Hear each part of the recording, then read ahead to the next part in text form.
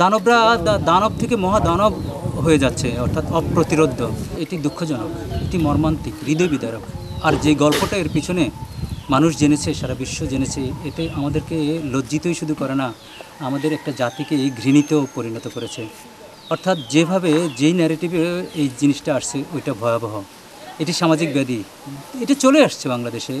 অর্থাৎ যে বিচারগুলো হচ্ছে না দীর্ঘদিন যাবৎ, এই বিচার না হওয়ার কারণে এনকারেজড হচ্ছে দুর্বৃত্তরা, দানবরা দানব থেকে মহাদানব হয়ে যাচ্ছে, অর্থাৎ অপ্রতিরোধ্য।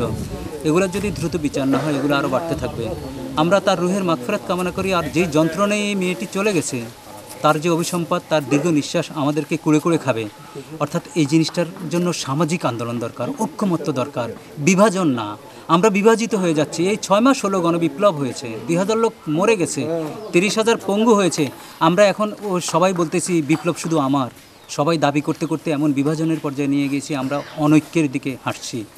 তারপরে আমরা আগের যে বন্দোবস্ত ছিল সব বন্দোবস্ত অ্যাজ ইট ইজ রেখে আমরা তো আর পরিবর্তন করতে পারবো না।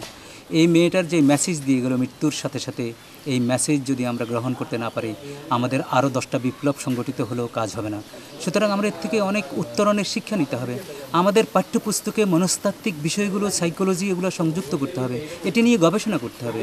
উন্নত বিশ্বে হলে এটা নিয়ে গবেষণা হতো যে এক পরিবারের 4-5 জন কীভাবে এই বাজে একটা কাজ, খারাপ একটা কাজ, একটা অসভ্য একটা কাজ একসাথে কিভাবে করে, এটা নিয়ে আলোচনা করা যেতে পারে এবং সত্য উদ্ঘাটনও করা যেতে পারে।